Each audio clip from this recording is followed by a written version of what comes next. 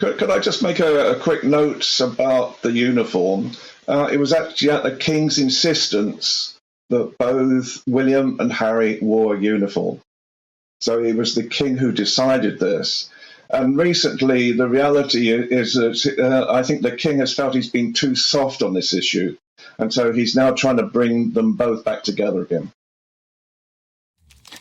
Now, whilst I read that, it was always going to be, though, wasn't it, that Andrew could attend this vigil in uniform because he still has a role, a working role. But obviously, Harry didn't. So obviously, the Charles has said at his insistence. So maybe Martin's right. It was about reconciliation.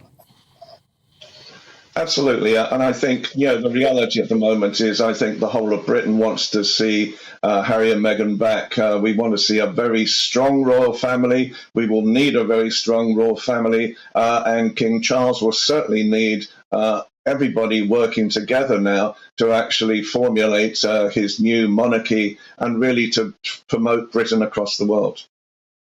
With regards to the funeral arrangements on Monday, what should our viewers and listeners particularly look out for?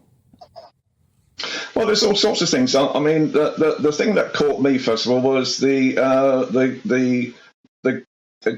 gun carriage, and why are 98 sailors pulling the gun carriage? There's a very interesting historical story behind it.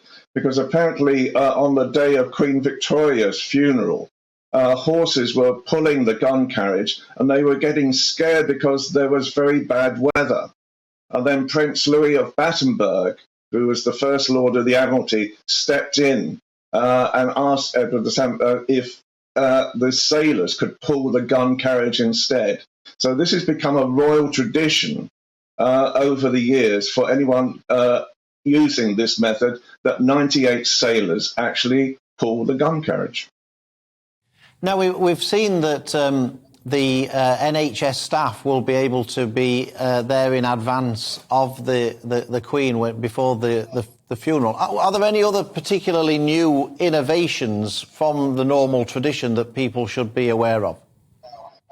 I think there's a lot of innovations because obviously, I mean, the plans were originally drawn up in the 1960s, so they've had to be brought up to date. And I think sort of areas like different forces, I was with an Australian channel last night, they're very proud that some of the Australian army now is going to be appearing in the ceremony as well. And I think the NHS, what a great idea.